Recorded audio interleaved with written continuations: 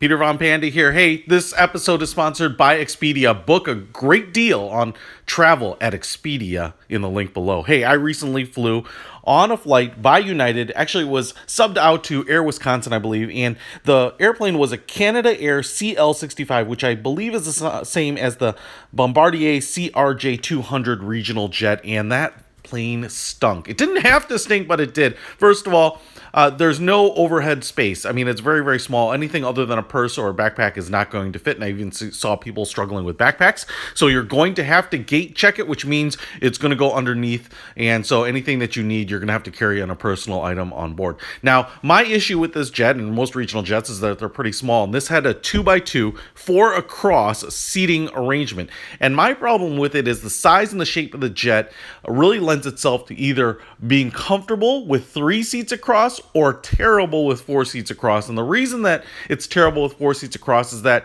not the pitch, not the leg room, that was actually okay. It's really how narrow the seats tend to get. So they seemed narrower than other airplanes, which may have just been in my mind, but it's really the shape and the small size of the fuselage which intrudes on everything. So the widest part of the fuselage is right at your bum, right kind of at the seat of the chair. And so that's not where you need the width. And in fact, when the fuselage kind of curls back in towards you, it cuts in on your shoulder and it cuts in your head. So if you are sitting in the window position or the window seat, it's actually terrible because you have the wall kind of pressing into your shoulder and kind of press it into the top of your head.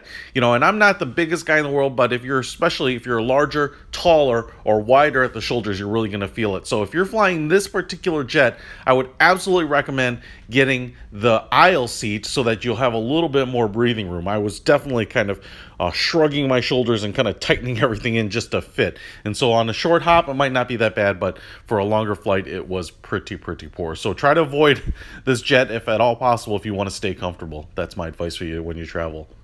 Peter Von Panda, out.